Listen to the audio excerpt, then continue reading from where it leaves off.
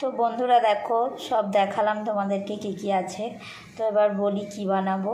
তো এখানে দেখো মাংসটা ধুয়ে রেখেছি, মিডিয়াম সাইজ, মানে খুব ছোটও না খুব বড়ও না, মাংসটা এখানে ধুয়ে রেখেছি। আর এইদিকে দেখো চালটা ভিজিয়ে রেখেছি। এইখানে দেখো আলুগুলো একটু বড় বড় করে কেটেছি। এই বড় বড় করে আলু কেটে রাখলে এটা ভাজলে ভালো হয় না, তো ওই জন্য আমি একটু হালকা হলুদ আর নুন দিয়ে সেদ্ধ করে নিয়েছি। এবার ভেজে নেব।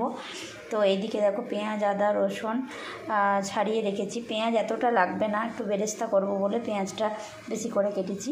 আর এদিকে দই। তো চালটা দেখো আমি অনেকক্ষণ ভিজিয়ে রেখেছি।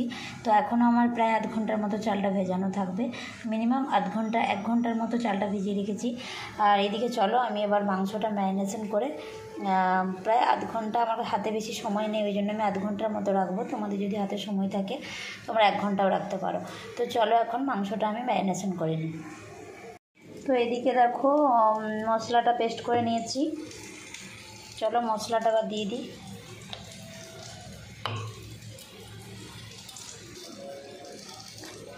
দই দেব,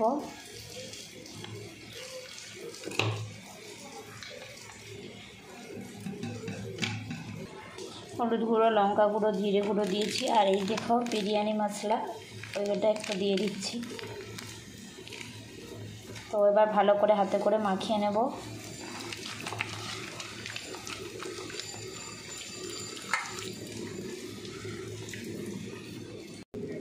দেখো নুন অ্যাড করছি।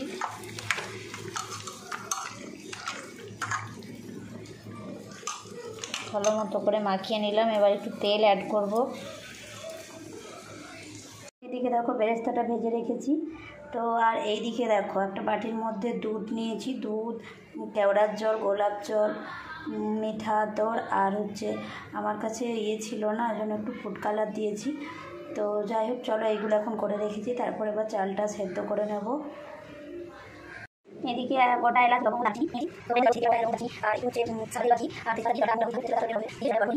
এদিকে দেখো চালটা সেদ্ধ করে আমি ঝুড়ির মধ্যে ঝরতে দিয়েছি জলটা।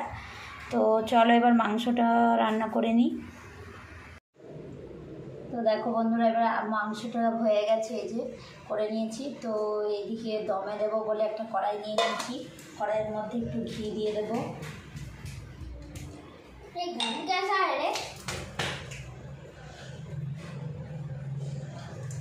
ঘিটা মাখিয়ে দেবো। দেখো ভালো মতো করে ঘিটা মাখিয়ে দিলাম। এবার চালটা একে একে তুলে দেবো। তেজপাতা দিলে ভালো হতো, আমার হাতের সামনে তেজপাতা নেই বলে দিতে পারলাম না।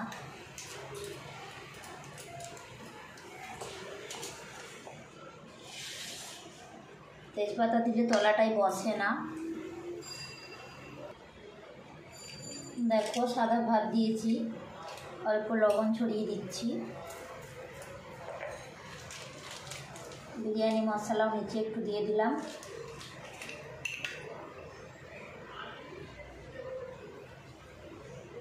কেওড়ার জল দিলাম, গোলাপ জল দিয়ে দিলাম। এবার মাংসটা দিয়ে দেবো। একটা একটা করে মাংস দিয়ে দেবো। ভীষণ গরম।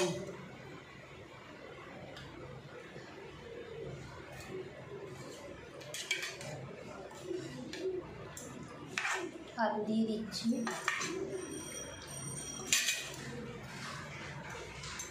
আমি অল্প করেছি, চাইলে আপনারা তোমরা একটু বেশিও করতে পারো। সরি,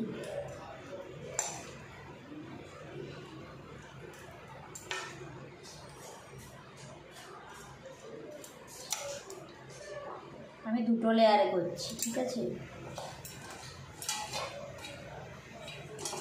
এর মধ্যে একটু বেরেস্তা ছড়িয়ে দিলাম, যেহেতু নিচে দিয়েছি, আর না দিলেও চলবে। তো এবার ভাতটা দিয়ে দেবো।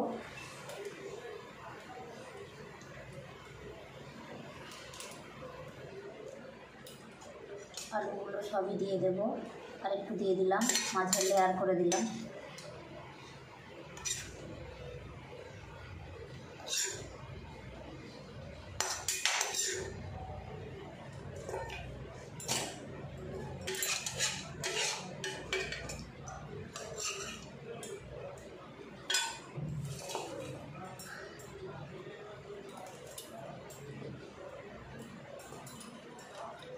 সব ভাতগুলোই দিয়ে দিলাম, মানে এর মধ্যে সব ভাত ধরে যাবে, যা আছে মোটামুটি সব ধরে গেছে।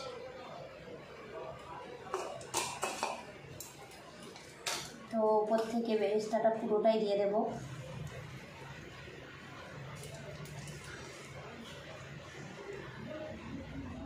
বেরেস্তাটা যত বেশি দেবে তত ভালো লাগে খেতে।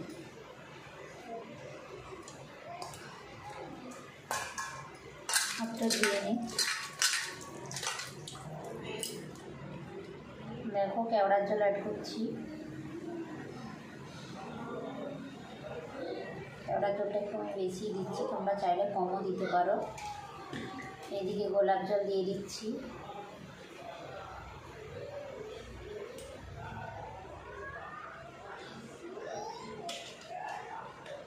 ঘিটা দেখো দিচ্ছি, ঘিটা আমি বেশি পরিমাণেই দেবো।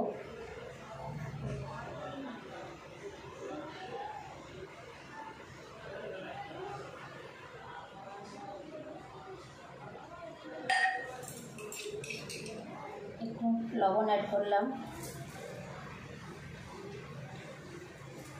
মাংসের মধ্যে চালের মধ্যে লবণ দেওয়া ছিল, ওই জন্য অল্প দিলাম। শেষে এই যে হলুদ জলটা করেছিলাম দুধ দিয়ে, জলটা এই জলটা অ্যাড করে দিচ্ছি।